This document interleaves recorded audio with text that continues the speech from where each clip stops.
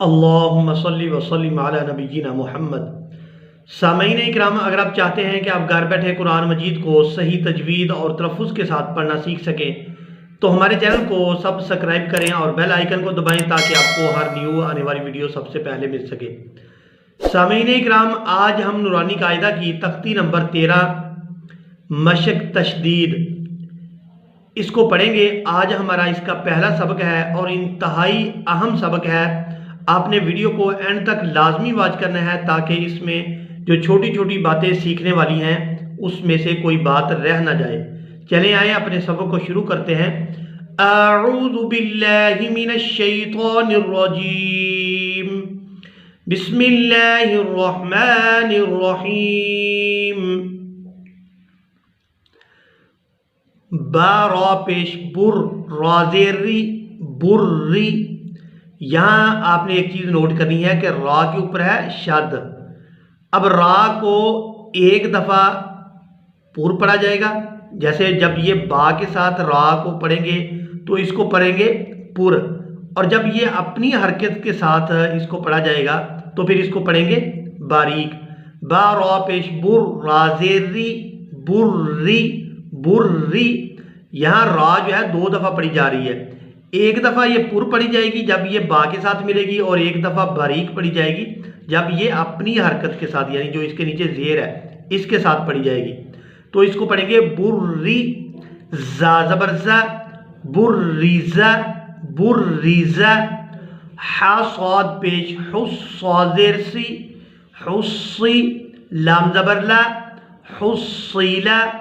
صاد دال زبر صد، دال زبر دا، صد۔ قاف زبر قا، صدقا۔ عین دال زبر عد، دال زبر دا، عد۔ دال زبر دا، عدد۔ قاف دال زبر قد، دال زبر دا، قد۔ را زبر را، قدر۔ کاف زال زبر کز، زال زبر زا، کز۔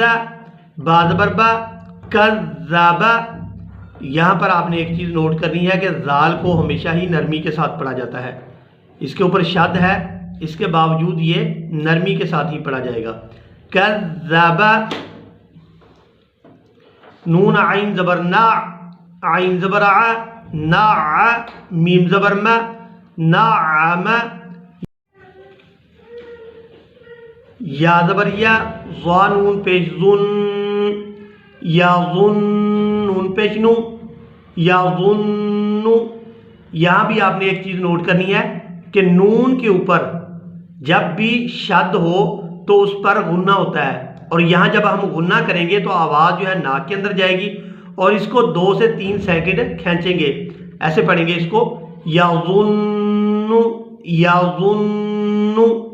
یا زبر یا، حا ضاد پیش حز، یا حز، ضاد پیش ذو، یا حزو۔ جیم نون زبر جن، نون زبر نا، جن۔ تا دو زیر تین، جنتین۔ یہاں آپ نے ایک اور چیز نوٹ کرنی ہے کہ نون پر تو ہم غنہ کریں گے کیونکہ یہاں نون کے اوپر شد ہے، تو جب بھی نون مشدد ہو تو اس پر غنہ کیا جاتا ہے۔ تو تنوین ہے یہاں پر، تا کے نیچے 2 زیر ہے، تنوین ہے یہاں، اس پر اخفا کیا جائے گا۔ یہ بھی ہم پچھلے سبقوں میں پڑھ چکے ہیں کہ تنوین کے بعد اگر حروف حلقی میں سے کوئی حرف نہ ہو تو تنوین پر اخفا ہوتا ہے، تنوین پر اخفا ہوگا اور یہاں غنہ ہوگا۔ اب ایک چیز اور نوٹ کریں کہ غنہ اور اخفا ایک ہی چیز ہے، 2 نام ہیں، چیز ایک ہی ہے، ایک ہی طرح سے ان کی آواز ناک کے اندر سے ادا کی جاتی ہے۔ اس کو پڑھیں گے جنتین۔ یہاں پر آج کا ہمارا سبق مکمل ہوا۔ ملیں گے ایک نئی ویڈیو میں، تب تک کے لیے اللہ حافظ۔